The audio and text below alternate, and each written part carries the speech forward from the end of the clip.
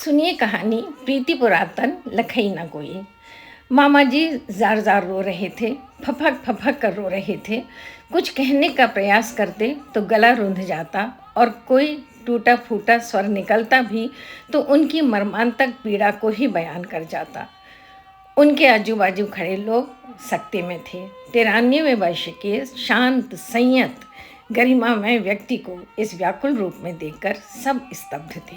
मैं अंदर भाभी और महाराजिन के साथ मिलकर लड्डू बनाने में मशगूल थी। आज मामा जी का जन्मदिन जो था, इरादा था शाम को मंदिर में प्रसाद चढ़ाएंगे और सबको बांटेंगे।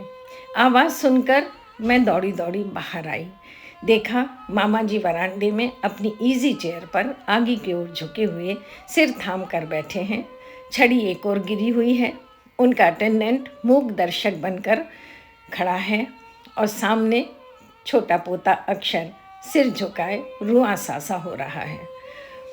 सर्वेंट्स क्वार्टर के लोग अपने अपने घरों से निकलकर भौचक से देख रहे हैं।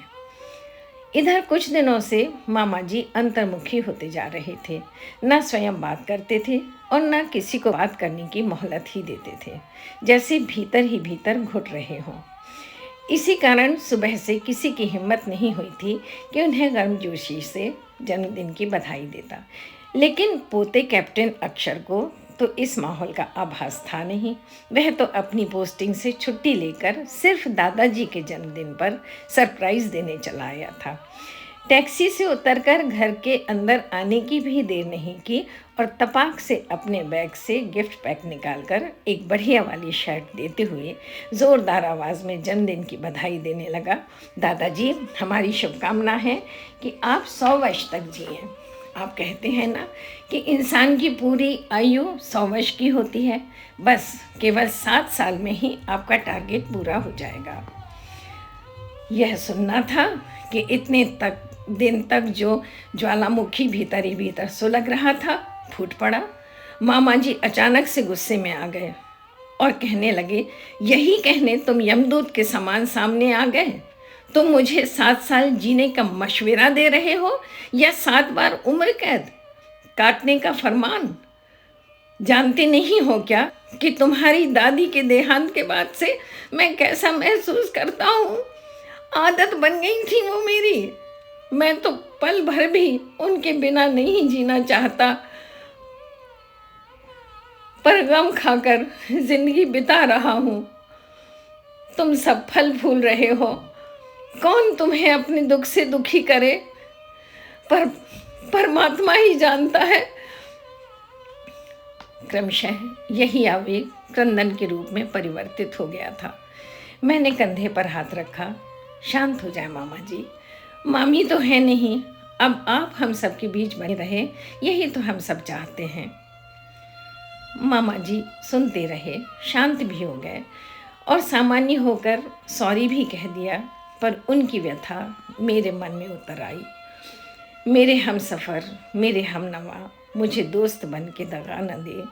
मैं हूँ दर्द इश्क से जां बलग, मुझे ज़िंदगी की दुआ न दे। इस अप्रत्याशित स्वागत से आहत हतप्रभ अक्षर मेरे पास आकर बैठ गया। ये बताइए बुआ जी, क्या इतना मिस करते हैं दादी की कंपनी को दादाजी? अभी तो दोनों में किसी मुद्दे पर बातचीत करते सुना नहीं। मुझे तो याद भी नहीं कि उनमें कोई कम्युनिकेशन भी था। होता भी कैसे? दादी के गले में जब से गांठ आ गई थी, उनका बोलना ही मुश्किल हो गया था और कांपती सी आवाज़ में जो बोलती भी थी उसमें बात समझ ही नहीं आती थी। दादाजी भी तो ऊंचा सुनने लगे हैं। एजिंग प्रोसेस हमारे दादाजी का और कुछ नहीं बिगाड़ सकी, लेकिन सुनने की ताकत पर अपना पूरा जोर दिखा दिया। ये बात ज़रूर थी कि दोनों साथ साथ ही रहते थे। बस मुझे उसकी बात का जवाब देने बिंदु मिल गया। साथ साथ रहते थे ना, तो बेटा कहते हैं कि सात पग चलने से मित्रता हो जाती है। फिर ये तो 70 वर्ष जीवन यात्रा पर साथ चले थे। कभी साथ रहे, कभी नहीं भी। कभी बड़े बूढ़ों की बीमारी, कभी बच्चों की पढ़ाई, कभी खेतों की बुआई कटाई, कभी मकानों की मरम्मत, कभी किसी का शादी ब्याह। ऐसे दायित्व सामने आते रहे और वे मामा जी के साथ नौकरी पर साथ देने न जा सकीं।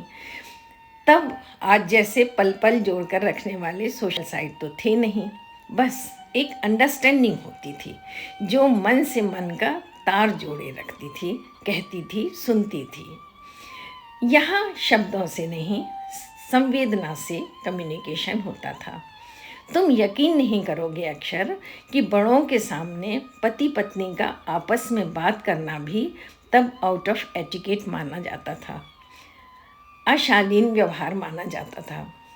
मुझे तो सब याद है कि जब तक नानी थी, मामा जी उनके पलंग के पास आकर कहते, मैया प्यास लगी है, और घूंघट में लिपटी सिमटी मामी पानी का गिलास लेकर हाजिर हो जाती। तब यह टेक्निक चलती थी कि कहा किसी को जाए और सुनाया किसी और को। इधर मामी की चूड़ियों की खनक ही काफ़ी होती थी, उनकी चाहत ज़रूरत, उनकी पसंद नापसंद, उनकी हाँ ना का हवाला देने। मेरे लिए तो मामा जी ही पिता के स्थान पर थे। मेरी माँ मेरे जन्म के लिए मायके आई थी। आई क्या थी, ससुराल वालों ने भेज दिया था।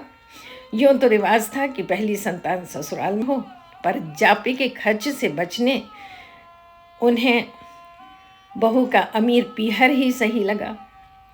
मेरे जन्म के 4 महीने बाद मेरे पिता माँ की विदा कराने यहाँ आए थे।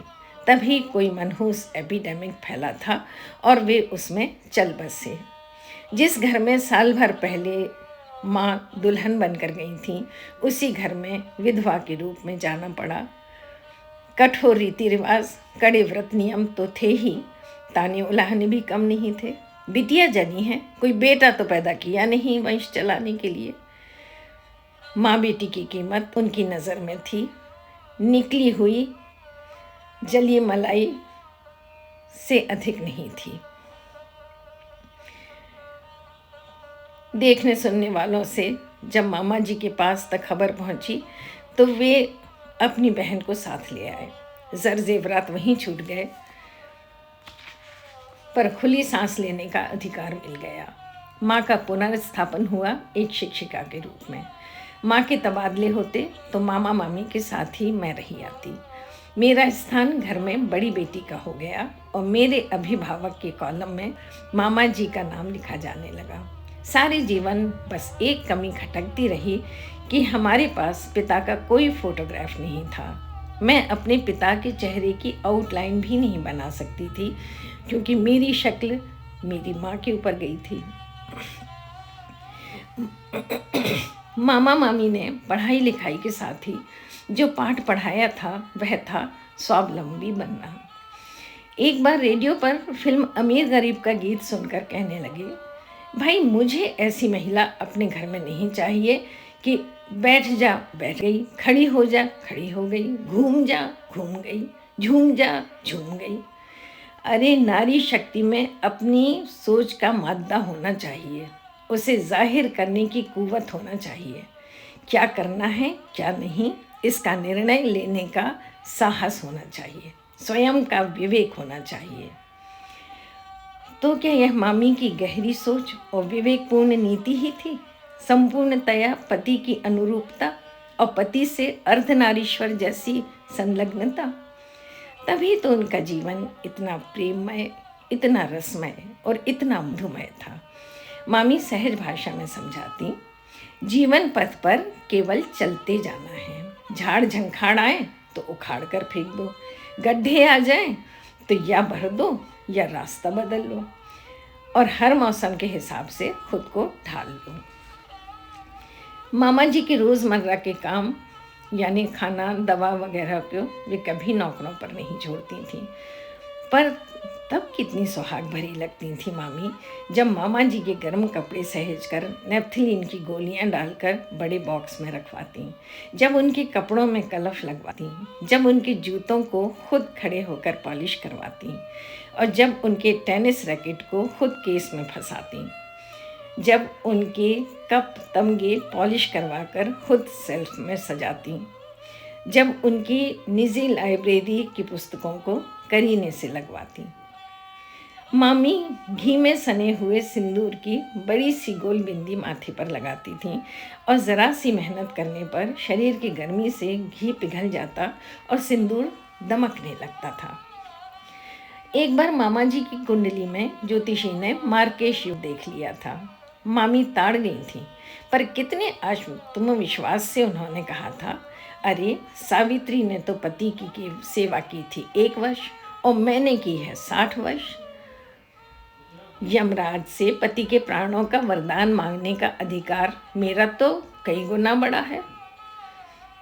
इन बातों को याद करते करते मुझे ध्यान आया कि मैं तो अस्थाना जी के लिए ऐसा कुछ भी नहीं करती।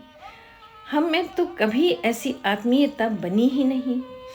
दोनों ने ही अपने अपने कामकाज के दायरों से निकलकर कभी साथी की ओर झांकने का विचार ही नहीं किया। उनको क्या कहूँ, पहले अपना सोचूं कि मुझसे कहीं भूल हो गई क्या? अपने विकास प्राधिकरण में उच्च अधिकारी के पद का घमंड था, या उच्च स्तरीय संपन्न परिवार से होने का गौरव, या अपना अनेकों डिग्रियों और अभिरुचियों से संवारा गया व्यक्तित्व, या एक साथ बहुत कुछ संभाल लेने की सामर्थ्य की कमी। क्यों हमने आपसी प्रेम को ठंडे बस्ते में डाल दिया? हम दोनों में क्यों ऐसी प्रीति नहीं बढ़ पाई? क्यों हम नदी के 2 किनारों के समान साथ साथ चलते हुए भी दूर दूर रहे आए? और अभी भी तो नौकरियों से रिटायर होने के बाद हम दोनों ने ही अपनी अपनी सुविधा और पसंद के हिसाब से अपनी अपनी अलग अलग दिनचर्या बना ली है। क्यों हमने संवादहीनता को जड़ जमाने दिया है? क्यों नहीं हमारे रिश्तों में गर्मी का एहसास है? यह ठीक नहीं है।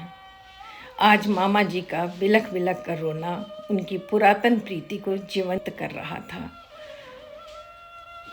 प्यार के पौधे को सींचना, मोहब्बत के शोलों को हवा देना, स्नेह की ज्योत जलाए रखना, प्रीत की डोर कस के बांधना, प्रेम के रंग में डूब जाना, ढाई आखर प्रेम का, कच्चा धागा प्रीति का, जैसे हजारों बार सुने गए वाक्यांश अब दूसरे अर्थों के साथ सामने आ रहे थे।